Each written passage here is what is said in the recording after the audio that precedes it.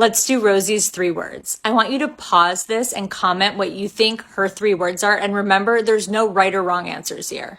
Very excited to see what you guys said, but I think that Rosie's 3 words are minimal, neutral, and soft. This is an interesting one because I feel like minimal, neutral, and soft are all sort of similar, but I'm going to explain why I chose those 3 and how they're different and identify different parts of her style. Rosie tends to go for pieces and brands with a very minimal design aesthetic, meaning there's not a lot of print or pattern or embellishment. It's all very like clean lines. You can also really see that with her interior design and her brand as well. The branding itself is so minimal. It's just a simple bottle, such clean lines with just the name Rose Inc. To me, very minimal. Next is neutral, which I think in some cases can be synonymous with minimal, but I feel like in the case of Rosie, I just really wanted to call it out because she always goes for very, very neutral color palettes. Really, it tends to stay in that kind of very subdued neutral vibe. And lastly, soft. Now, this is a bit of a wild card word. I actually used it for Matilda Djerf as well because I was talking about the softness of the hair and the softness of the colors that she picks.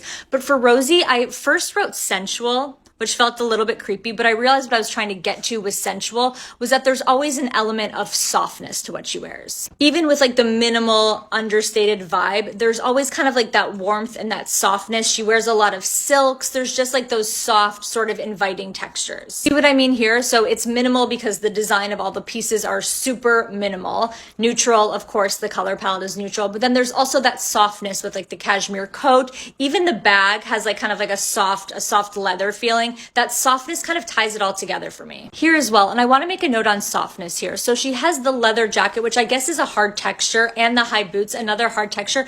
But do you see what I mean? It just all feels soft. And I feel like she often wears a lot of Bottega pieces with the quilting. And to me, that kind of just like adds like a soft, sensual vibe. Okay, so let's break it down here. Minimal. The design of everything she's wearing is very minimal. Instead of being about a pattern or an embellishment, the interesting thing comes from the restraint. Neutral, of course, there's that neutral color palette. And also the color palette feels really soft. The textures feel really soft. Her hair and makeup is really soft.